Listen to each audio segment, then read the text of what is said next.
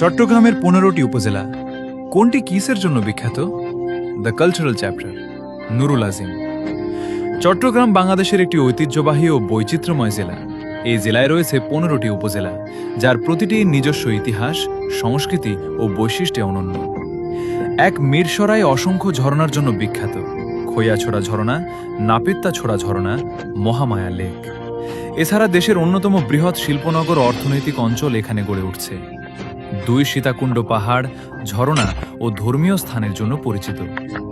চন্দ্রনাথ পাহাড় হিন্দুদের পবিত্র শক্তিপীঠ, সীতাকুণ্ড ইকো পার্ক এবং গুলিয়াখালী সমুদ্র সৈকত পর্যটকদের আকর্ষণ।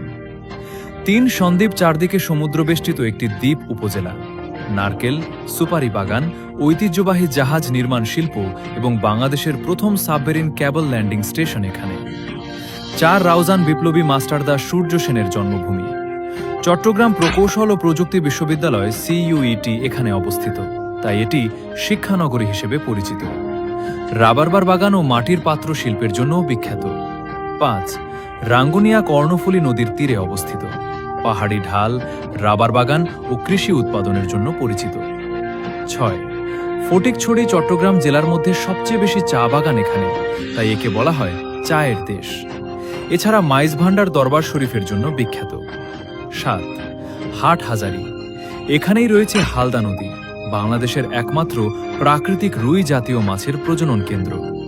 এছাড়া হাটহাজারীর মিষ্টি মরিচ এবং এশিয়ার অন্যতম বৃহৎ কওমি মাদ্রাসা আল জামিয়াতুল আহলিয়া দারুল উলুম মইনুল ইসলামের জন্য বিখ্যাত।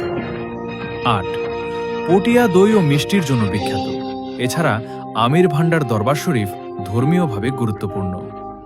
9 আনোয়ারা পার্কি সমুদ্র সৈকত এবং কর্ণফুলী টানেলের দক্ষিণ প্রান্ত এখানে।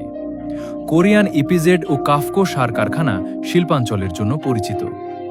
চন্দনাইশ পেয়ারা ও লেবুর জন্য বিখ্যাত, বিশেষ করে কাঞ্চননগরের পেয়ারা খুব সুস্বাদু।